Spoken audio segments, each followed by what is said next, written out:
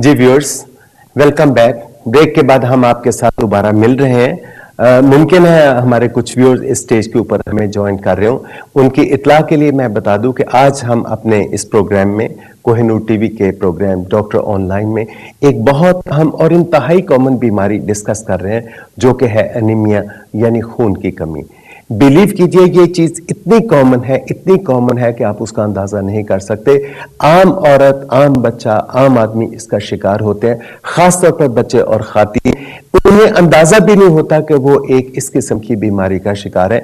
जैसे कि प्रोग्राम के आगाज में हमने एनीमिया की अलामतें आपके साथ डिस्कस की थी।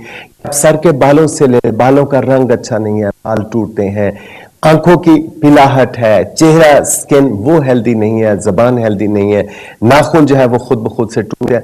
आप कोई भी अगर खातीन का मैगजीन देखें, फैशनेबल मैगजीन देख ले, पूरा एक बहुत अहम सी चीज हो गई। कोई बहन मशवरा करना पूछती है, कभी उसके लिए वजीफा मांगती है, कभी कुछ कहती है कि जी मेरी जिल्द ठीक नहीं है, मेरी आंखों से पानी बहता है, मेरी नजर बहुत कमजोर हो गई है, या मेरे बाल बहुत टूटते हैं। अब जितने शैम्पूज आप उनके इश्तहारों में देखिए, क्या चीज होती है कि जी बाल टूटते हैं, पेड़ों से निकल जाते हैं, या दो मुंह जैसे बालों के सिरे जो होते हैं वो आपस से आगे से स्प्लिट हो जाते हैं। ये चीजें बुनियादी तौर पर ऐसी होती है जिनमें खून और जिस्म के अंदर प्रोटीन्स की कमी हो जाती है, लेकिन उनका इजहार ऐसे होता है कि मरीज उस बुनियादी वजह की तरफ नहीं जा सकता।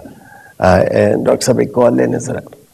हेलो, मैं बात कर रही हूँ कराची से, डॉक्टर साहब से सवाल करना था। जी जरूर जी, प्लीज, बहुत शुक्रिया कॉल करने का।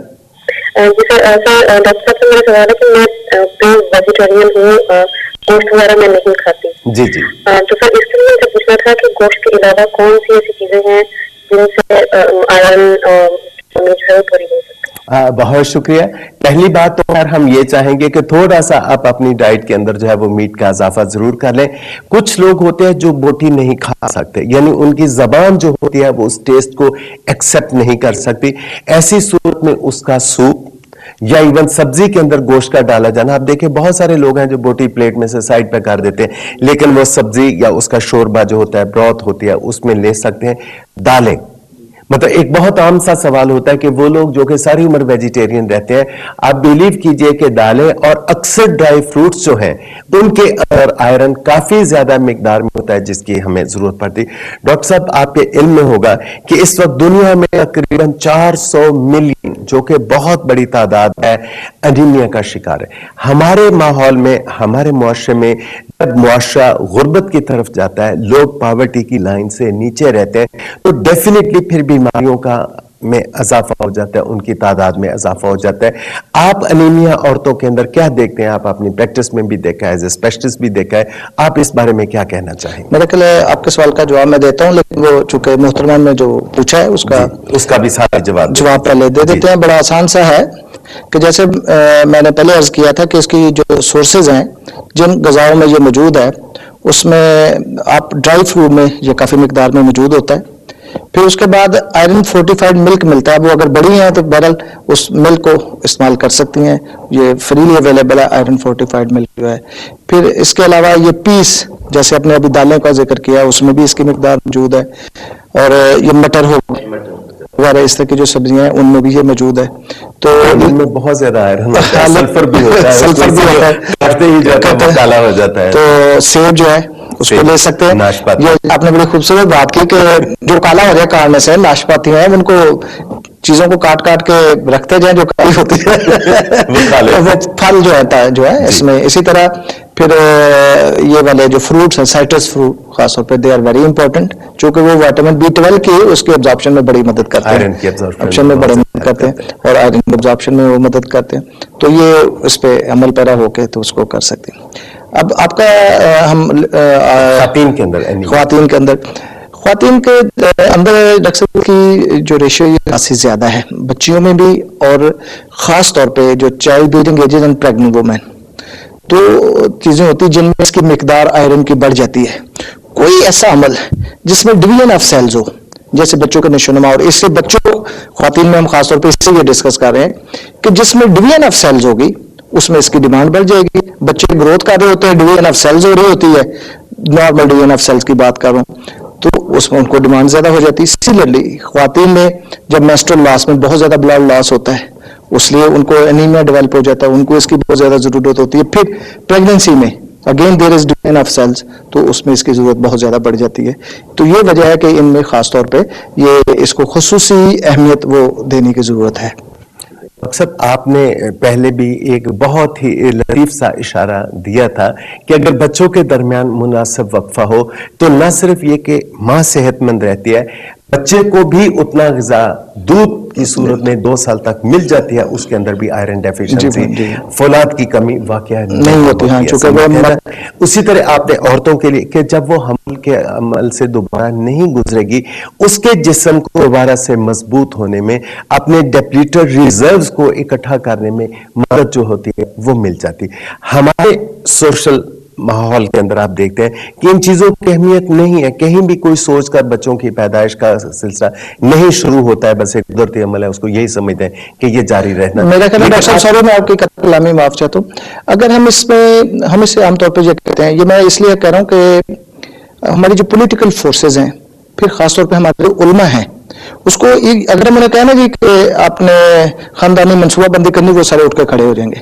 اگر ہم اسلام کے حوالے سے بات کریں گے کہ اسلام میں ہے کہ 2 سال تک بچوں کو دودھ پلائیں, بچوں کی آئرن کی کمی پوری ہو گئی, اور جب وہ ہوئی آپ انڈائریکٹلی ان کو کریں کہ جو شرح پیدائش ہے اس میں کمی واقع ہو جائے گی. سملرلی جو لیڈیز ہیں, جب آپ ان کو پریگننسی کے حوالے سے, سوری آپ کوشچن کیا کر رہے تھے, بھول گیا. سوری, میں بات کر رہا تھا کہ ہماری خواتین اس مہنگائی کے دور میں تھوڑا سا اس کو مزید بلنٹ کر دیتا ہوں, سیدھا کر دیتا ہوں سوال کو, کہ آپ دیکھتے ہیں کہ آج ہماری خواتین کی پہنچ سے تو آٹا بھی بہت ٹھیک ہے, چینی بھی نہیں ملتی, گوشت مٹن تو آپ اکثر عام دیکھیں, جبکہ پوری دنیا کے لٹریچر میں ہے کہ گوشت جو ہے, چاہے مرغی کا ہے, چاہے بکرے کا ہے, چاہے کسی بڑے جانور کا ہے, وہ سب سے بڑا سورس ہے فولاد کا, پروٹین کا, سمجھ ہے نا.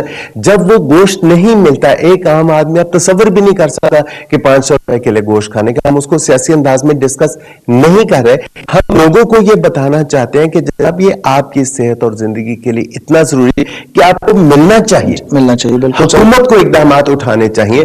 آپ اس کو کلینکل سینیریو میں کیسے دیکھتے ہیں کہ یہ چیزیں گوشت کی اتنی کمی عورتوں کو ہوتی ہے, وہ کس طرح انہیں متاثر کرتی ہے؟ اس میں ڈاکٹر صاحب جیسے آپ نے یہ فرمایا, اس میں اللہ کا شکر ہے کہ سائٹرس فوڈ ہمارے ملک میں بڑے جو ہے نا سستے ہیں, ٹھیک ہے, جو کنو اس میں آ گئے, اس کے علاوہ لیمو لیں یا دوسری جیسے خاص طور پہ کنو کی میں بات کروں گا, تو اس میں جو وائٹامن سی ہوتا ہے یہ آئرن ابزارپشن میں بہت بڑا اس کا رول ہے.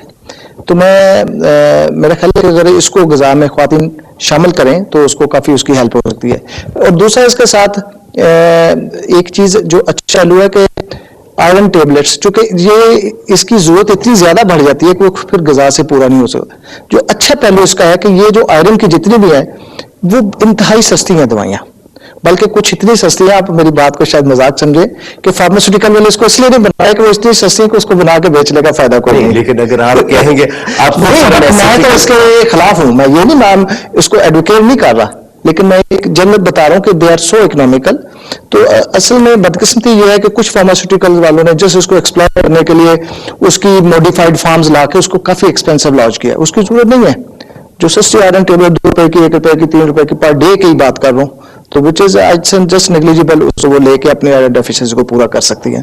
اب دیکھیں کہ جب عورت کے اندر خون پورا نہیں ہوتا, سمجھتے ہیں نا, تو میرا خیال میں بہت ساری بیماریاں سے پھر وہی آ جائے گی کہ سانس کی بیماریاں, ان کو سانس چلنا بہت عام سی علامت ہے عورتوں کے اندر, اور ایسی صورت میں اکثر جگہوں کے اوپر صرف ایک کف سرپ یا کوئی اینٹی بائیوٹک دیا جاتا ہے, جبکہ ایک بہت سمپل سا خون کا ٹیسٹ نہیں کیا جاتا, کیونکہ ان پروگرامز میں ہم اپنے ڈاکٹر صاحبان سے بھی ریکویسٹ کرتے ہیں کہ وہ ایک پراپر سائنٹیفک, ایک ریشنل میتھڈ آف ٹریٹمنٹ جو ہے وہ وضع کریں.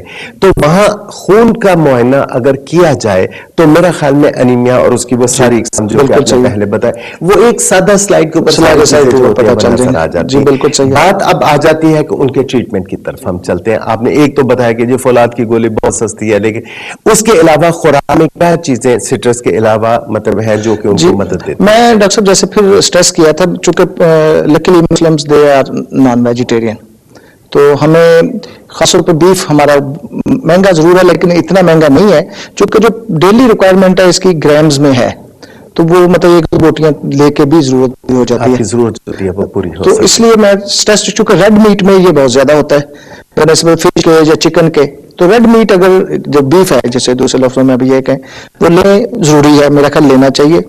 वरना जो दूसरी चीजें हैं, बीमार होकर भी उतने पैसे अपने ऊपर लगाने से बेहतर है कि उसको अपनी ग़िज़ा में शामिल किया जाए।